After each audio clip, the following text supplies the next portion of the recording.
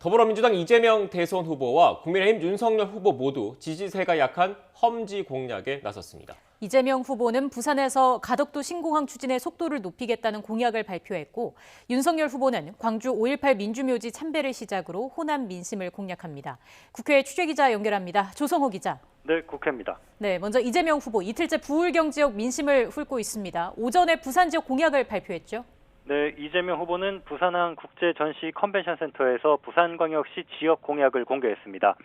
가덕도 신공항을 오는 2029년까지 24시간 운영할 수 있는 동남권 관문공항으로 열겠다고 했습니다.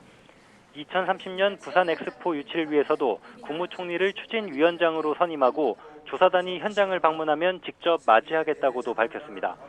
부산, 울산, 경남을 1시간 생활권으로 묶어서 노무현 전 대통령이 꿈꾸고 문재인 대통령이 약속한 부울경 메가시티의 중심으로 부산의 위상을 세우겠다고도 강조했습니다. 이 후보는 오후에는 경남 김해 봉화마을 고 노무현 전 대통령 묘역을 참배합니다. 이어 노 전 대통령 사저 마당에서 남부 수도권 구상도 발표할 계획인데요. 영호남을 아우르는 공약으로 지역 통합이라는 노무현 정신을 계승하겠다는 의지를 강조할 걸로 보입니다.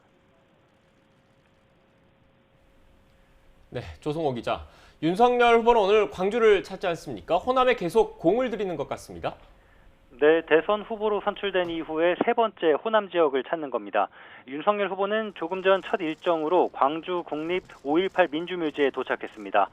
지난해 11월 대선 후보로서 처음 국립 5.18 민주묘지를 찾았지만 당시에는 이른바 전두환 옹호 발언에 항의하는 시민들에 막혀서 추모탑에 다다르지 못하고 발길을 돌려야 했습니다.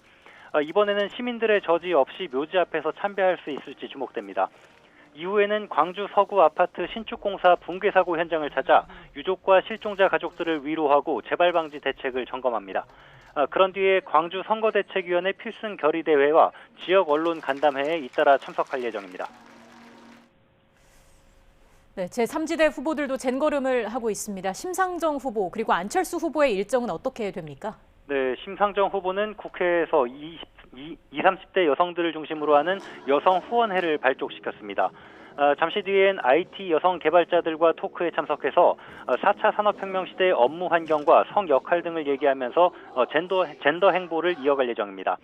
안철수 후보는 오후에 외식업 중앙회를 방문합니다. 코로나19 장기화에 특히 오미크론 변이가 퍼지면서 외식업을 비롯한 자영업자들의 피해가 늘고 있는데요. 이와 관련한 손실보상이나 재정지원 등 대책을 놓고 현장의 목소리를 들을 예정입니다. 지금까지 국회에서 YTN 조성호입니다.